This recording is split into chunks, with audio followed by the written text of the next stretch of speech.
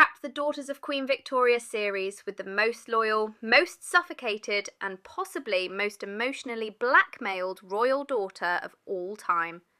A day in the life of Princess Beatrice, the royal ghostwriter and emotional support daughter, aka when your job is to never leave. Your mother, even after death. Welcome back to Past People, where we remember royals who got trapped in palaces and told it was a privilege. Today's episode?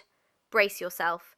We are diving into the hauntingly codependent, tragically obedient life of Princess Beatrice, Queen Victoria's youngest daughter, the one who never left home, never got a break, and spent decades editing her mother's diary like a full-time job with no pay, no breaks, and no HR department. This is a day in the life of the royal child who was born last and still got stuck with all the paperwork.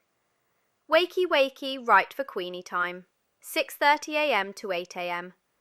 Beatrice wakes up in a bedchamber that is technically hers, but also still emotionally haunted by the ghost of Prince Albert and her mother's endless sobbing.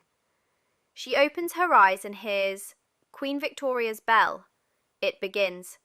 Today's tasks include reading yesterday's diary aloud to Her Majesty, transcribing dictated letters, cancelling any social plan she dared to imagine, pretending she doesn't want a life of her own. Beatrice gets dressed in a gown the colour of eternal widowhood, grabs her notepads and heads for the Queen's chambers, because this isn't a day off, it's Beatrice duty, episode 9308, breakfast.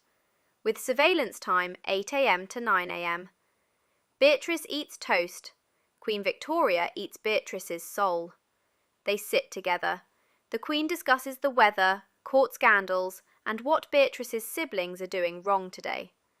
If Beatrice mentions wanting to go to a luncheon, Victoria tuts and says, "You know I cannot do without you." This line has been her prison since childhood. Beatrice has been told since she could walk that she was born to stay with Mama. All the other children, Helena, Louise, Vicky, had married or escaped or died. Beatrice? Nope. She was the emotional sponge for the entire monarchy.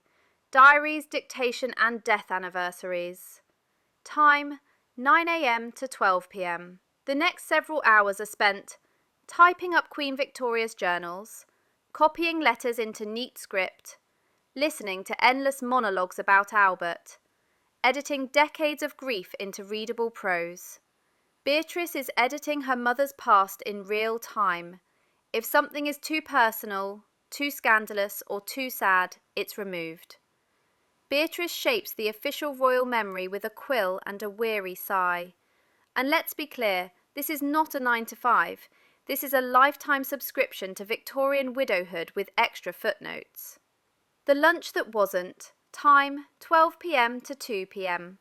Sometimes Beatrice dreams of tea with friends, a walk, a carriage ride, just a moment of autonomy. Today, she asks politely if she can visit the garden. Queen Victoria frowns.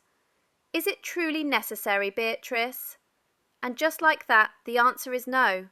She eats quietly beside her mother, again. The food is bland, the air is thick with mourning.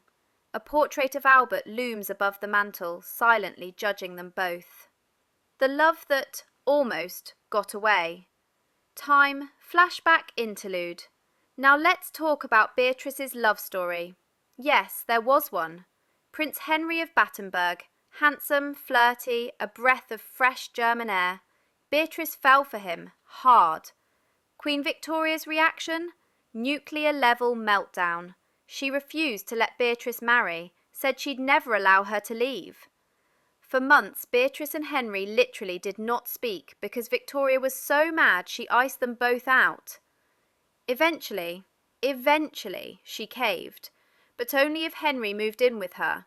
Yes, the Queen let her daughter marry, but only if the husband agreed to live at court permanently and basically become a glorified royal intern.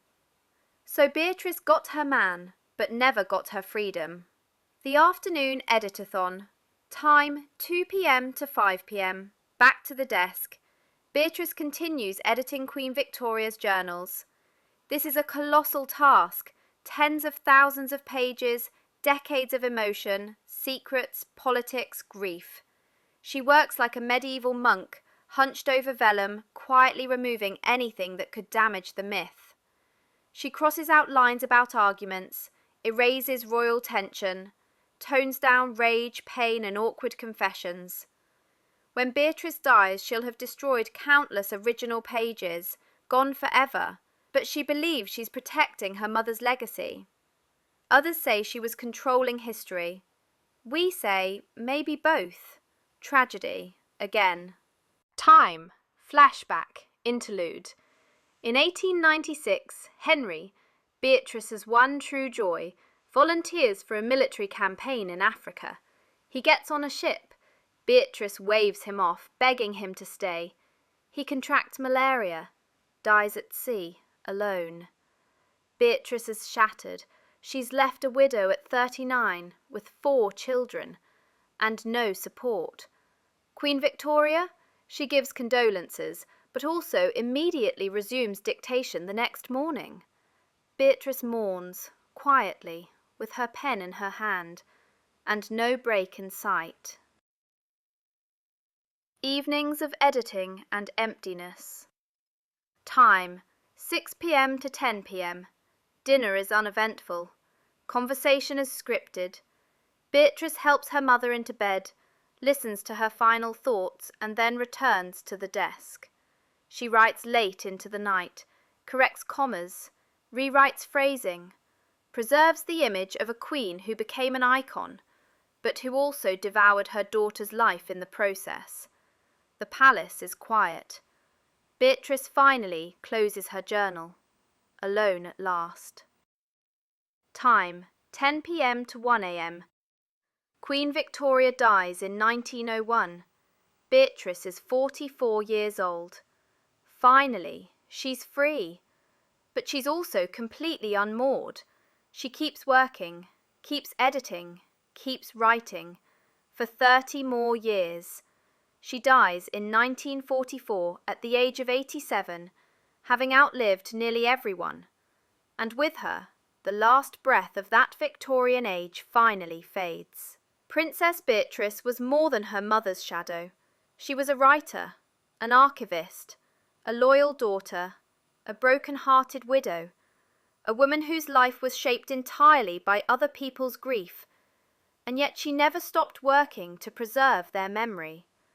She didn't start revolutions, she didn't sculpt marble or run hospitals. She simply stayed, edited, endured. And sometimes that quiet endurance tells us more about royalty than all the crowns in the world.